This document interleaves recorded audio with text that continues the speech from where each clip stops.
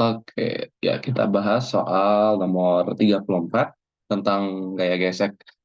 Jadi ada pada gambar ini ada slab yang masanya M1, besarnya 40 kilogram, rest on a frictionless floor. Jadi diam di atas sebuah lantai yang ya gesekannya bisa diabaikan gitu ya. And a block of mass masanya M2, jadi ada sebuah balok masanya M2 besarnya 10 kilogram, rest juga diam di atas strap tadi ya, di atas M1. eh Antara blok dan slab tadi, antara M2 dan M1, ada koefisien gesekan statis 0,6 dan koefisien gesekan kinetis 0,4. Ini berarti ada gesekan di situ. Horizontal force F of magnitude 100 Newton. Jadi ada sebuah gaya F besarnya 100 Newton ya arahnya pasti ke minus I ya. Begins to pull directly on the block. Jadi langsung menarik M2. Jadi dia nggak menarik M1 kan. Jadi pada kenyataannya kalau kita membayangkan hal seperti ini, bisa saja kita menarik M2, M1 juga ikutan bergerak kan. M1 juga ikutan tertarik. Tapi ada suatu kondisi ketika nanti kita tarik M2-nya, M1-nya masih diam. M1-nya diam, M2-nya hanya M2-nya bergerak gitu ya. Dalam notasi vektor satuan, berapa percepatan yang dihasilkan oleh balok dan slab? Jadi ditanyakan berapa M1 lah ya, percepatan M1 dan berapa percepatan M2 gitu kan. Nah, kalau misalkan M1-nya diam berarti percepatan M1-nya atau percepatan slabnya itu nol. Bagaimana caranya? Pertama, kita harus tahu dulu kalau gaya itu menarik M2 di permukaan kasar atau di atas M1, dia tuh bergerak atau enggak.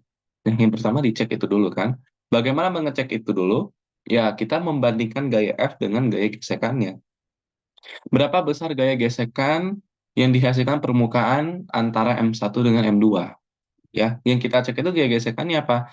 Gaya gesekan statis maksimumnya dulu. Ya, kenapa seperti itu? Karena gaya gesek statis maksimum itu ya nilainya udah namanya maksimum, berarti udah maksimum seperti itu. Kalau kita kasih gaya lebih besar dari itu, ya pasti bendanya bergerak. Tapi kalau kita kasih gaya kurang dari itu, bendanya nggak bakalan bergerak. Gitu ya. Nah, kalau misalkan kita kasih gaya tadi yang lebih besar dari gaya gesek statis maksimumnya, jadi kita bisa tulis jika jika F lebih besar atau sama dengan lah, at least sama dengan, kalau dia sama dengan, ya mesti diam sih sebenarnya, tapi tepat akan bergerak kan. Kita tulis F lebih besar dari gaya gesek statis maksimum, maka benda akan bergerak. Kalau dia bergerak pun, dia tetap ada gesekan, tapi gesekannya udah jadi gesekan kinetis ya. Jadi gaya gesek statis maksimum itu bukan gaya gesek ketika dia bergerak, tapi ketika dia diam. Namanya juga maksimum kan, yang membuat dia diam gitu. Gaya gesek statis maksimumnya, kalau kita kasih F lebih besar dari itu, dia bakalan bergerak. Bergerak dengan gaya gesek kinetis. Tapi kalau ya, jika gaya geseknya tuh, gaya yang kita berikan kurang dari gaya gesek statis maksimum, ini udah langsung dia diam. Nggak bakalan bergerak. Kalau nggak bakalan bergerak, maka M2-nya, percepatan M2, 0. Ya, kita cek dulu gaya gesek statis maksimumnya. Kalau pada soal ini, gaya gesek statis maksimumnya itu adalah mu s dikalikan dengan gaya normalnya. Kita cek nih siapa nih gaya gesek pasti itu benda dua ya. Karena benda satu ya jelas tidak ada gesekan. Yang kita cek itu ada gesekan antara M2 dengan M1. Nah, berapa besar gaya normalnya? Gaya normal kalau kita lihat di sini, gaya normalnya arahnya ke atas kan. Tegak lurus dengan permukaan, ya permukaan antara M1 dengan M2 gitu. Nah, berapa N ini? N ini setara dengan, kalau disumbu Y, setara dengan M2 dikali G. Ya, jadi kita bisa tulis dari hukum Newton ya, sigma FY sama dengan 0, kita dapat N sama dengan M2G. Jadi kita bisa tulis Fx maksimumnya itu adalah mu S dikali M2 dikali G. Seperti itu ya. Nah, sekarang kita masukin nilai-nilainya, kita dapat besar dari Fx maksimumnya. Jadi Fx maksimumnya itu adalah mu S-nya tadi 0,6, massa M2 itu bloknya tadi 10 kilogram ya. Dikali gravitasi, ya untuk membulatkan saja kita pakai 10 ya, tapi aslinya 9,8 ya. Ya, pakailah 10 aja. Untuk membulatkan saja ya, gitu. Tapi untuk keperluan penghitungan yang lebih akurat ya pakailah 9,87 ya. Jadi berapa Fx maksimum? Fx maksimum adalah 60 Newton. Nah, kita bisa lihat, kalau kita kasih gaya tadi, F-nya kan 100 Newton, ya, besar F-nya 100 Newton. Gesekan maksimumnya 60 Newton. Ya, dari sini kita bisa kesimpulan kan, kalau jadi kita dapat F lebih besar dari Fs maksimum, maka dari itu benda M2 bergerak terhadap M1 ya. Jadi menurut M1, M2 bergerak. Nah, bagaimana dengan M2 sendiri? Apakah bergerak? Nah, itu kita tinggal M1, mohon maaf. Bagaimana dengan M1? Dia bergerak nggak terhadap lantai? Ya, oke lah M2 bergerak terhadap M1. Apakah M1 bergerak terhadap lantai nggak sih? Kalau misalkan itu kan relatif, kalau misalkan M2 bergerak terhadap M1, ya berarti M1 juga bergerak terhadap M2. Tetapi bukan berarti M1 bergerak terhadap lantai kan gitu. Nah, kita cari percepatan dari si M1 aja. Ya, kalau M2 kan udah jelas dia bergerak kan. Nah, berapa besar percepatan M2? Boleh kita cari dulu. Ya, kita cari dulu lah ya. Untuk benda dua aja sekaligus. Masih dengan benda M2 ya. Benda M2. Untuk benda M2, berapa besar percepatannya? Untuk mencari percepatan biasa gimana? Hukum 2 Newton. Sigma F, X sama dengan M dikali A. Ya, sigma Fx-nya berarti, nah kita misalkan karena ini diminta dalam notasi vektor satuan, kita anggap yang ke kanan tuh ya sumbu X positif ya. Jadi gaya yang bekerja itu apa aja? Tadi ada gaya tarik ke kiri, ada gaya gesekan kan ke kanan. Nah, kalau dia bergerak berarti F kinetis kan gitu. Nah, karena F besar atau gaya tariknya itu ke kiri, berarti dia negatif kan. Jadi negatif dari F, lalu F di sini arahnya X ya. Ya, F. Dan F-nya memang udah arah X ya. Arahnya I, lalu ditambah, kenapa tambah? Karena ke kanan kan gaya gesekannya. FK arah I juga. Lalu kita sama dengan kan, karena udah nggak ada gaya bekerja lagi kan, secara sumbu X. M kali A, massa ini M2 berarti M2 dikali A. Berapa M2-nya? Ya nanti kita masukin, tapi ini udah ada nilainya kan. Nah berarti A-nya itu adalah minus F ditambah FK dibagi M2 arah I. Nah gitu ya, tinggal dimasukin nilainya. eh atau kita jabarin dulu nilai dari FK. Jadi minus F ditambah mu K dikali M2G langsung ya. Jadi tapi kasih notes di sini kalau FK itu mu K dikali N sama dengan mu K dikali M2G. Ya, kita bisa langsung ganti seperti itu. Jadi dibagi dengan M2 arah I. Ya, atau kita bisa tulis minus F per M2 ditambah mu K dikali G arah I. Ya, berarti percepatannya arah I. Ya, kalau nilainya negatif, berarti nanti bergerak ke kiri. Kalau nilainya positif, bergerak ke kanan gitu ya. Berapa nilainya kita masukin? Jadi F tadi minus 100 Newton, dibagi massa M2 tadi 10 kilogram ya. Ditambah mu K-nya 0,4 dikali gravitasi kita anggap 10 supaya memudahkan perhitungan ya.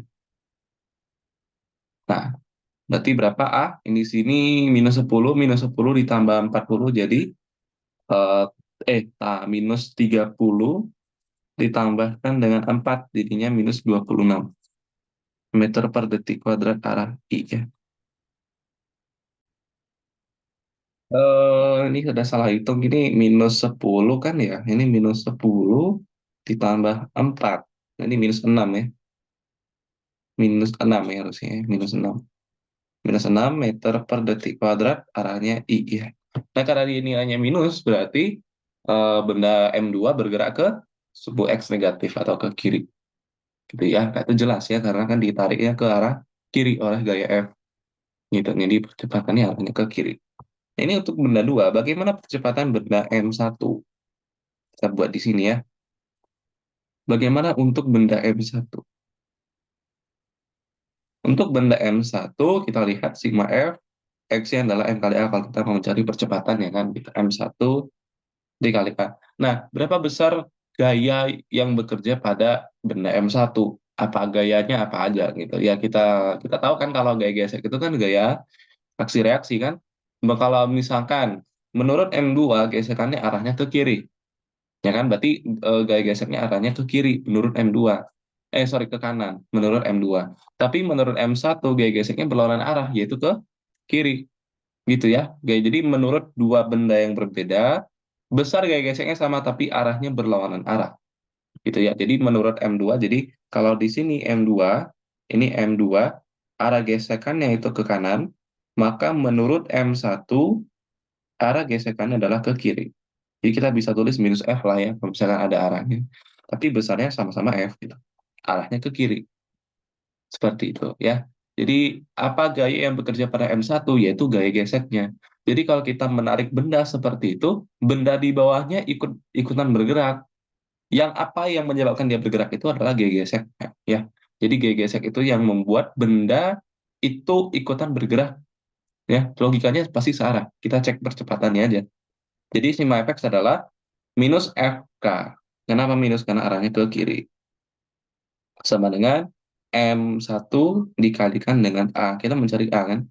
Berarti minus FK dibagi M1 arah I ya. Berapa minus FK-nya? Sama seperti ini ya.